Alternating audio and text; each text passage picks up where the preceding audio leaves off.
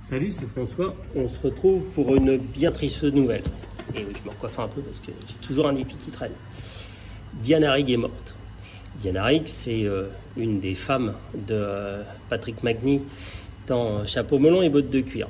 Mais je ne vais pas vous parler d'elle pour ça, mais aussi pour sa participation dans un film qui est à la fois historiquement capital et puis aussi, il y a, comme d'habitude, beaucoup de voitures. C'est au service secret de Sa Majesté, le premier James Bond, avec John Lazenby. Et c'est surtout dans ce film-là où elle devient la femme de 007, se marie avec lui. Et elle le rencontre dans une super poursuite de voiture. Et elle conduit sur la neige une Mercury Cougar XR7. Alors vous cherchez ce que c'est, ça vaut le détour. Et donc elle conduit cette belle auto, et surtout sur la neige. Une des anecdotes qui est assez marrante, c'est qu'à l'époque, ça a été tourné en Suisse.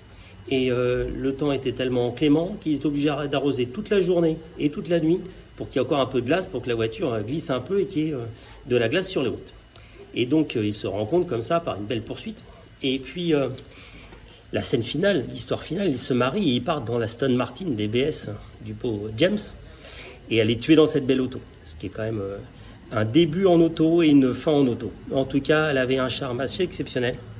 Et voilà, je voulais faire un petit hommage à cette femme belle et intelligente. Et dernière chose, elle était connue pour encore à 70 ans, donc elle est morte à 92 ans, à 70 ans pour circuler dans sa Mercedes et avoir un peu le pied lourd et être connue dans son village en Angleterre pour être pourchassée de temps en temps par la police parce qu'elle avait tout conduite un peu rapide. D'ailleurs, à l'époque de Chapeau melon et bottes de cuir, elle circulait pour les besoins de la production parce que les voitures étaient prêtées par British Leyland. Elle roulait dans une superbe petite Élise qui n'a aucun rapport avec British Leyland, mais elle roulait pas dans une Élise, je dis une bêtise, dans une Élan. Et donc il y a des très belles photos d'elle aussi en Élan. Le style British 100%. Bonne journée.